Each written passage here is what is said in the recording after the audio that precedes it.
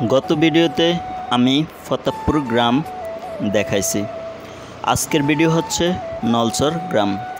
৩৬টি গ্রামের মধ্যে একটি গ্রাম হচ্ছে নলছর।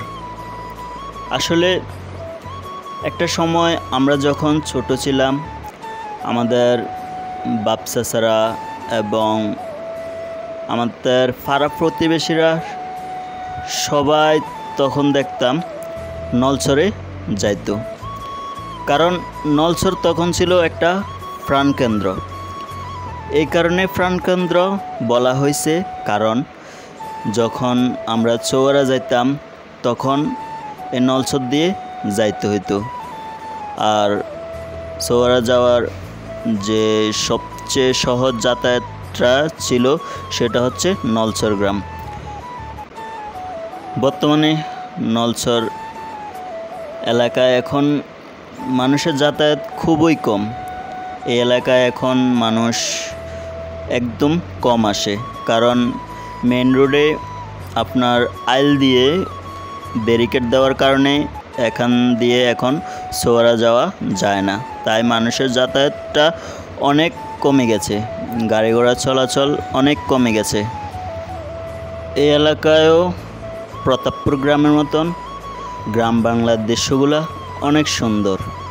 খোলামেলা আকাশের আবহাওয়া, বাতাস সব কিছুই মুগ্ধ করে। আর প্রতাপপুরের গ্রামের পরেই এই নলছর গ্রাম অবস্থিত।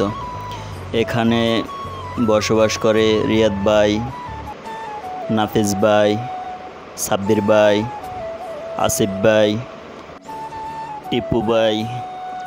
ছোট ভাই হিসেবে আছে তানিম, জাহিদ।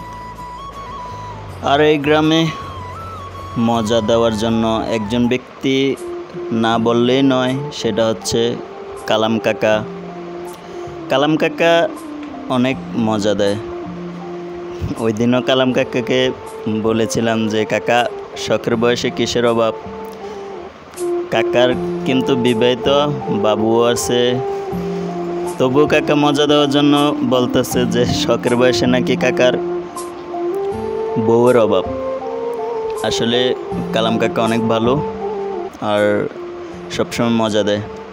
আর সামনে দেখতেছেন মেন রোড।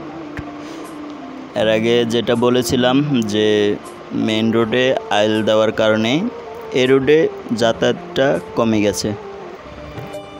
সামনে হঠাৎ করে রিয়াদ ভাইয়ের সাথে দেখা। রিয়াদ ভাই জানি তার পরিবারকে নিয়ে কই যাইতেছে। আমি এর আগে বলেছিলাম যে রিয়াদ ভাই, টিপু ভাই, সাব্বির ভাই, নাফিজ ভাই, তাদের মধ্যে একজন হচ্ছে রিয়াদ ভাই।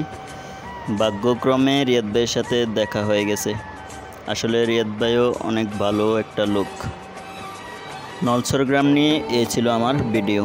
দেখা হবে নতুন কোনো গ্রাম নিয়ে নতুন একটা ভিডিও। সবাই ভালো থাকবেন, ধন্যবাদ।